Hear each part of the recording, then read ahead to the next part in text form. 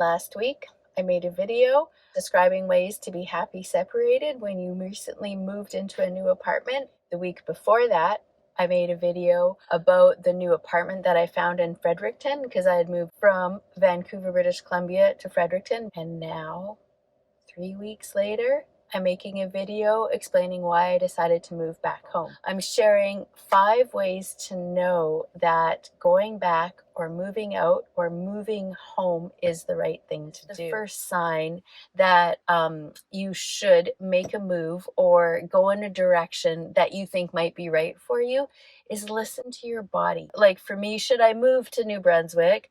It was yes, I'm so excited. I really want to do it.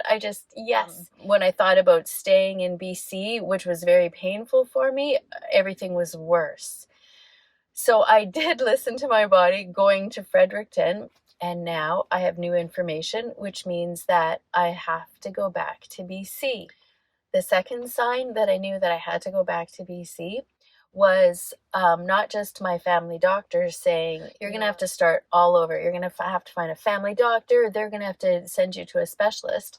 And then I was like, yeah, no big deal. I'm probably not sick anyway. Then when I was in Fredericton and just getting the blood test I had to go to emergency and it was a big, long process. So I was like, man, I have to listen to my doctor, and not just my doctor, but the medical professionals in Fredericton were like, it's better to go back. You're not going to get the same quality of care here. And I even Googled where's the best place in Canada for healthcare, and it was BC. And I'm not seeing a counselor, but that's the kind of opinion you want, is someone who is objective and not personally invested in your decision. The third sign that I knew that I should go back was that things just sort of fell into place. For instance, I called my landlord and I said that I'm thinking about going back to BC because I'm having, I think, serious health problems and I'm not going to get the same quality of care. And this was October 18th. And he's like, oh, but the law says you have to give 1 month's notice, and that means you're going to have to pay me for November rent, $1,300.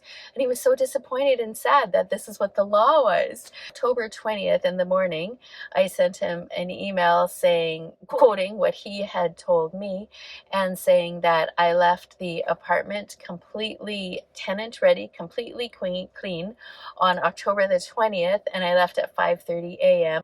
And I haven't heard from him since. And I am 100% sure that he is going to be able to rent it out for November 1st. He had 11 days to rent it out. He also has an external management company who rents it out for him. I also had a dream a couple nights ago that I went back because I forgot a little jar of moisturizer for my face. And there were 2 girls living in the apartment already. So that for me was one of those little things that fell into place that made me more comfortable leaving. The other little sign was that I bought a rocking chair for $50. That rocking chair I sold to a friend I made in Fredericton at a book club. I woke up the day before I left and I was like, I should invite my friend over and just show her the place because we live literally a block apart. I was like, hey, do you want the rocking chair? Because that's the only thing that I own that I have to get rid of. I was going to give it to her, but she said, no, I'll pay you the $50 for it, which was so super nice of her. When you're looking for signs that you should make a decision or make a huge life change, look at those signs, but don't just sit and wait for signs to come to you. Instead, be proactive. For instance, call. I called my landlord and said, okay, this is what I'm thinking. And then I asked my friend, hey, do you want the rocking chair? Try to be active, do something, and wait for the sign to sort of fall into place for you.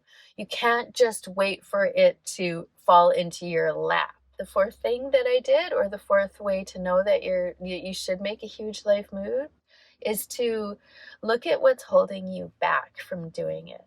And for me, one of the biggest things was I felt like such a crazy idiot.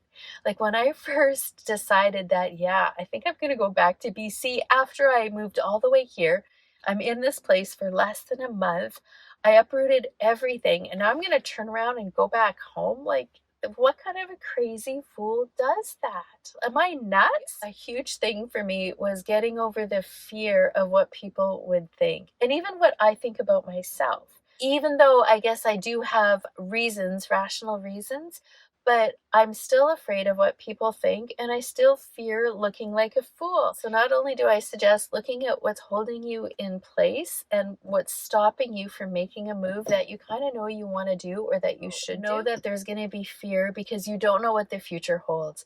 Like, I don't know where I'm going. I do know I don't want to live back with my husband again because that is too painful. And there's a lot of fear with that too, a bit of anxiety. I have no idea what the future holds. So look at that. When you're making a decision, just look at what am I afraid of? And there are things that are for sure you're going to be afraid of, like fear of the unknown. But we have that anyway. I would have had fear of the unknown even if I stayed in Fredericton or if I never went to Fredericton in the first place. There's always going to be fear of the unknown. There's always going to be fear of what people think. There's always going to be fear of, okay, telling people this is what I'm doing now.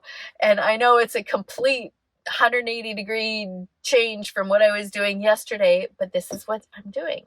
I wish that I could just be the type of person that decides to do something without having to explain myself. And that's one of my goals, my own personal growth goals.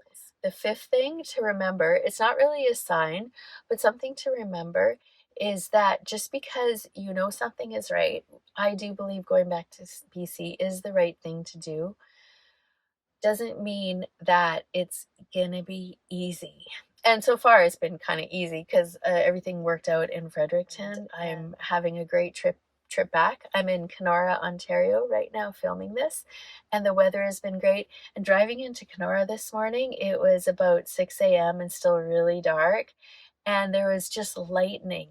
It was like 20 kilometers of just lightning every 20 seconds or so. Every 10 to 20 seconds, lightning would light up the sky.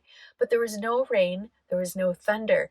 It was just like this electrical heartbeat, this pulse, like God was just beating. And I don't know, just it was just beautiful. So remember that no matter what decision that you make, or how easy or difficult it is, or whether or not you have people supporting you, it's going to be hard because life is hard. Things are hard. We don't know what's happening. Listen to your inner voice and know that if you remain in touch with your deep inner voice, with that deep spirit that's inside of you, that you know the right thing, you know when something is right or wrong.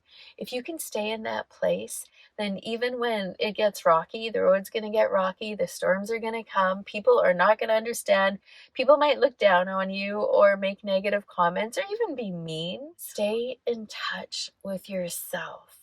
So that's how I knew that I had to go back to BC. And I hope that my little story and my tips help you make a decision, or even just remind you that even if you feel nutty sometimes, you're not the only one. Take good care of yourself because you are worth taking good care of. Mwah!